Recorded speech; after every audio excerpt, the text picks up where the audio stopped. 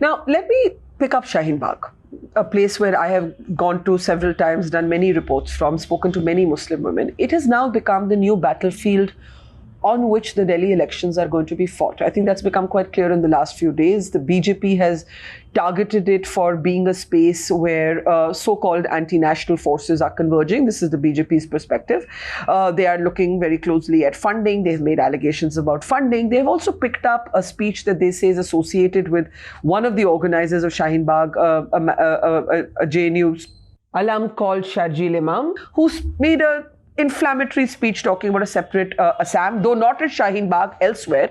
But this is what's happening. Now, are you concerned that in this essentially leaderless space, because that is what Shaheen Bagh is, there's nobody organizing, there's nobody deciding who comes on stage, who doesn't come on stage, who organizes, it was spontaneous.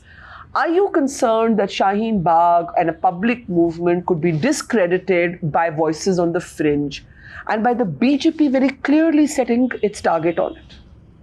Well, any movement can be discredited by an incident here or there. But such discreditation doesn't last. The truth of the movement continues. I think that there is inherent danger in Shaheen Bagh. I mean, an incident can occur. Explain that. What do you mean there is inherent danger? Well, there could be a lathi charge. There could be an attempt to move these young women and old women out. There could be an agent put in between who could create an incident there. So these are dangers that are pregnant to the situation. But such incidents are bound to occur when there are movements of this size and intensity taking place all over the country. As we speak today, there are 13 Shaheen Bagh-like places in Delhi itself. So an incident can occur anywhere. I think Shaheen Bagh needs to be vigilant. I think that the movement is not as leaderless as it is perceived.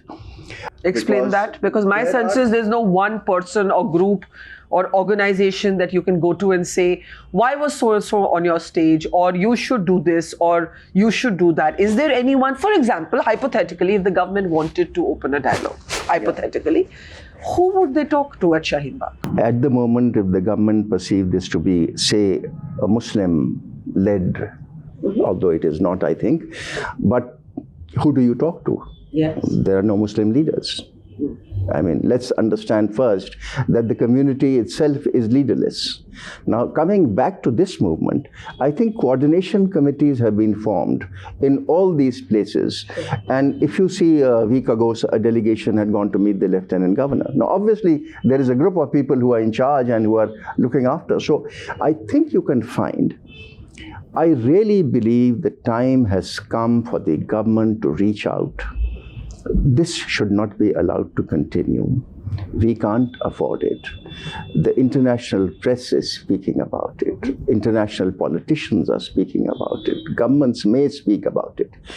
And I don't think that we can afford it. So therefore, I really believe that the government should look for people to talk to, people who will be influential enough to go to these people and speak and sort out the matter, because time is critical. A month has passed, I think, in these agitations or more, and they haven't ebbed. If the thought process is that they will die a natural death, I don't think that's happening. Can you elaborate on your concerns about Shaheen Bagh? You said that, you know, there's a danger sort of built into the situation.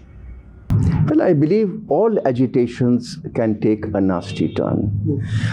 I have been in government long enough to know that law and order situations are not under anybody's control, really speaking.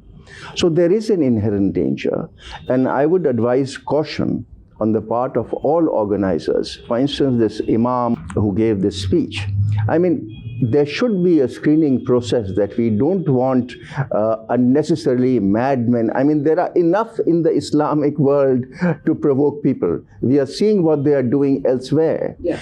I think that this movement has kept out this crazy bunch of people. I said this in Jamia. that the movement must ensure that Islamic clergy do not interfere here. They are not trained and they are not qualified to interfere in a movement like this. Even if there are more Muslims involved in this movement, these people should ensure that the movement remains as secular and as pristine as possible.